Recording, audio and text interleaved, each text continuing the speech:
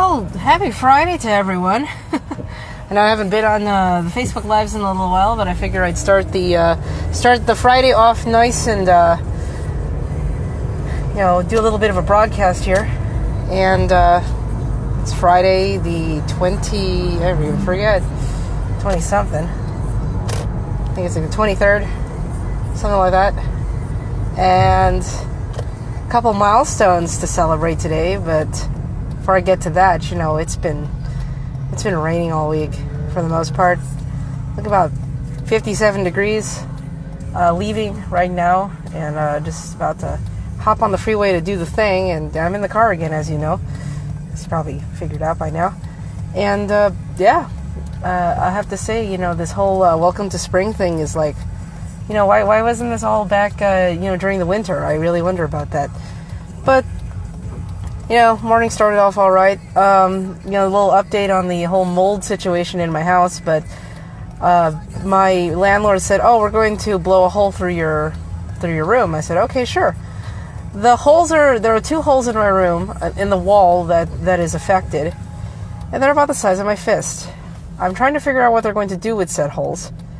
And, it's pretty obvious from that corner that there's been some mold damage, and my carpet probably needs to be ripped out, but I'm not sure what they're going to do about it. Apparently they're going to wait until the mold is gone, the rain is gone, and then they're going to start working on it. So we'll see how that goes. I mean, obviously this is very unusual for being on this side of California, that, we're even hitting this much rain, but as we always say, every time a rainstorm comes, it's very much needed, and we just have to have it. Because, it's rare when we get water coming from the sky and, building up our reserves and things like that. The part that sucks, though, about that is that there are still quite a few areas of Southern California that are still trying to recover from the fires that we had earlier last year, and it's not good. Every time there's a flash flood warning in the Santa Barbara County area, everyone has to evacuate. It's really bad because there's no vegetation to keep the dirt and the ground soil from running over and mudslides and all this craziness. So because of the fires, we pretty much have too many examples of textbook erosion, and that is not good. It's not fun. So it is, like I said, it's not raining severely. It was raining a little. Noticeable yesterday. It was a point where a nice storm cloud flew over my library and just poured down, and it was a pretty intense thing to watch for about 5 minutes. But aside from that, it's just been steady rain. It's been steady wet, and nothing that we can't handle. I haven't seen any ridiculous examples of flash flooding in my area, which has been good because I've seen my streets being flooded, and that's not cool. But the rain has been draining properly, at least for once, which I'm grateful for, because otherwise, there would be even more issues in addition to it. Back in the day when I used to ride in the rain and not really care,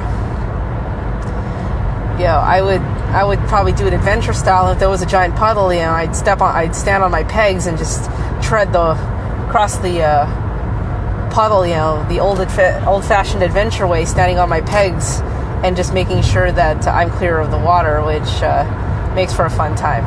It's never been like the kind of thing where it would feel swirly under your feet, but the last thing you need is a good splash, and you just get that water right in the butt, and that's not fun.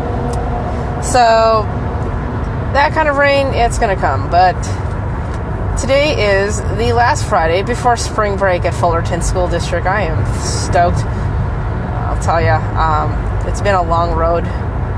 And one thing that I can also say is, I began my journey at Fullerton School District on September 25th of last year. And Sunday, March 25th, will mark exactly 6 months since I started at Fullerton. Which means that I am looking at the end of my probationary period, my 6-month probationary period. It is there. It is in my midst. If I can get through Friday today, I have, for the most part, passed probationary, and now I can concentrate on just not having to worry about, did I do a good enough job to stay around? And that is refreshing to be able to do that, because it's been in terms of my position and having to transition from one school system to another in the last 6 months. It's been a long, I would say, very interesting, very challenging road at times. And there are a few pitfalls that I've been managing and dealing with, and trying to juggle between life, school, and work, and all sorts of things. And I'm glad that this part of my challenges is going to be behind me very shortly. So with that being said, Sunday is a good day to celebrate, and if there's anybody out in the audience today that is who is heading to WonderCon this weekend, WonderCon in Anaheim, I am going to be there on Sunday. Go visit my friends. And if you are at WonderCon and you are in Artist Alley and you have a chance to visit my friends at Daydreams and Giggles Studios in the Artist Alley, please hang out, check out the Pocket Pandas. They're amazing. I'm going to just do my shout out because I ended up chatting with my old friend last night over Korean barbecue, which was very, very nice. So that's my deal for this weekend. At least I know that there's one thing in place. As for tonight, it's going to be a bit of a doozy. I have a 10:45 p.m. game, another late one. So this is the one that's going to end on Saturday morning. And it is a playoff game between the Black Lady Kings and the Purple Lady Kings. Yeah. So we didn't get what we wished for, what we had hoped, and I was in a very interesting dilemma last week. Was that I was playing, since I play for Black, I'm the main goalie for Black. We were in a situation where we said, okay, if we win this game, we're not going to play Purple. All right, cool. I think we can do this, right? And fortunately, the circumstances worked out, and we won, and we figured, okay, we don't have to play Purple. But last minute, I volunteered to play the game afterwards on behalf of Blue. And they had, from what we were understanding, is that there's no effect on the standings regardless if Blue won or lost. Well, in that case, we ended up winning, as in me playing for Blue winning. And I find out this week that in some cases, because of that win that I helped Blue attain, that bounced them up on the standings, and we ended up having to play Purple anyway. So I'm just like, are you kidding me? You mean I was... this is not fun when the standing fates of two teams in the women's league are kind of in my hands, and as a goalie, I'm never going to throw a game, but that was just ridiculous. So this is going to be fun. It's going to be a shooting gallery at 10:45 at night, so I'm probably going to be half awake because I know that after work today, I'm probably going to have to do some homework to make sure that I can at least clear part of my schedule so I can have a life on Saturday. And just, have a life. So that's the sit. If you're up for some late night hockey and some beer, come to Toyota Sports Center and be an insomniac like the rest of us. That'll be up and coming. So there you go. Currently, it's going to be an interesting one. The Women's League, for as long as I've played in it, and I've played in it since about the 99-2000 season, with the exception of a 4.5 year gap in between.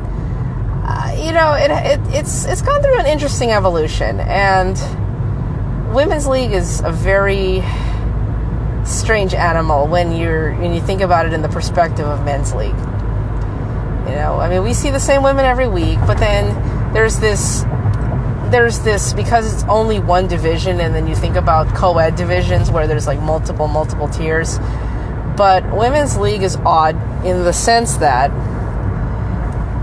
within one division you have this severe disparity of skill sets, skill levels. You have some women who are true recreational players and who really only play on Friday nights, and they don't do anything else.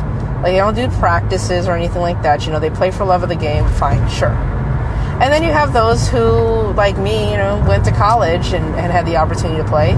And those who were unlike me and had the chance to play even higher level college. Yeah. So that disparity, imagine that range of skill all smashed into one league. And Toyota, because there are multiple leagues in the LA area, but the two most prominent ones would be the one at Toyota Sports Center and the one at Panorama at the LA Kings Valley Ice Center. And the one at Lac Vic is a higher level. It's higher level. It's much higher level, and it's a much faster flow of play compared to Toyota, which is a little bit more varied depending on who shows up to the ice on a Friday. So it makes for an interesting time. But one of the biggest issues I have is when you have a lot of higher skilled players smashed on the same team in a very unbalanced situation, and this is kind of the situation we have tonight. And I'm fortunate that I have enough experience that I can hold some of these guys down long enough, at least to give the team that I'm playing for a fighting chance at winning. But it is difficult because now I'm kind of put into a situation, or at least I'm not put in the situation because I'm a goalie. But now my players are mulling over, saying, since this is a playoff game, and the result of this game is going to determine whether or not we're going to play the following week. The question then is put forth: is it worth it to play an unbalanced line setup, basically saying, the stronger players will get more ice time than the not so strong players? Or do we play the game like we normally do every week, where we just rotate lines and then see what happens? And this is where it gets interesting, because now we've changed from a really nice, organized, this is normal beer league hockey, enjoy the game, we're going to rotate lines as normal, you play your shift, you get off, the next person comes out. Now we're already changing it into a do or die situation and saying, okay, you know what, we need to get the best people out there as long as possible, and then just put the scrubs out there. And I say scrubs like the not as skilled players out there, just to give the other players, a breather, and then they got to come out and just, hammer hard again. It really defeats the point of having a fun team game, and it really bothers me. And I mean, I obviously have nothing to do with this, in the sense that I'm a goalie, so I'm the only one of my kind on the team. So I'm standing there, regardless of who's in front of me, it is what it is. But I can see how having to adjust for such a disparity on the other team is making a difference in the way that we look at, what is a nice game that is competitive but at least manageable. And that's where the fun is. And I give a lot of respect to the people who represent our teams. We have the team reps who have to be at the meetings and have to determine or help determine which players go where. But at the same time, though, when you're dealing with a team that is so talent-wise stacked, to where it is obvious that the other teams are struggling to keep up in a recreational league, this is when you know that there is a severe problem. This was a problem that wasn't just on this particular team we're playing against tonight, but it was also a problem that has existed for as long as I've been in the league. And I mean, I will have to admit guilt that there was a point when I was on a team that had quite a number of really good players. And I used to play against, and the team that I'm playing for now at one time had probably one of the best recreational players to have played at the highest levels, and I've been fortunate to have played with that person as well. So I guess, it just kind of ebbs and flows. I mean, there's been a lot of, swirling around as to the direction that Women's League is going. I mean, it is one of the longest running divisions in league history. And there's been a lot of leagues that have, a lot of teams that have come and gone. But for the most part, we've always maintained at least 4 teams in this league. And I mean, yeah, there's that. But, I'm a believer in, as much as I'd like to win, and just voicing my opinion here, it's really hard to try to decide that. I mean, I'm going to leave it to those on my team who are running the bench and who are planning out the lines. I mean, I don't like the whole prospect of having just putting out all of the higher skilled players first. But at the same time, though, we're in a situation where, regardless of what we do, this team is going to rain down on us, and there's nothing that we can do. So, I mean, it's not fun to have to, think of this game as a do or die situation. But in my point of view, and having played this team multiple times as both on my normal team and as a sub on other teams, it is one of those things where sometimes you just kind of have to bite the bullet and pull out the bigger guns. It's not fun.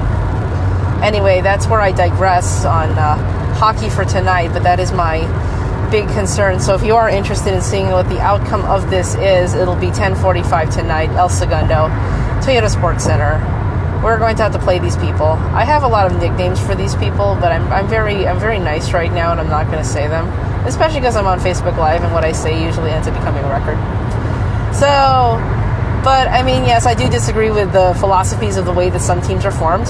I mean, obviously, everybody has some sort of opinion about this, but having seen this as a goalie from, and having subbed for every single team in the league, except for, actually, no, I've only subbed for three of the 5 teams in this league this season. The other 2, not so much. But, it makes for an interesting dilemma, to say the least.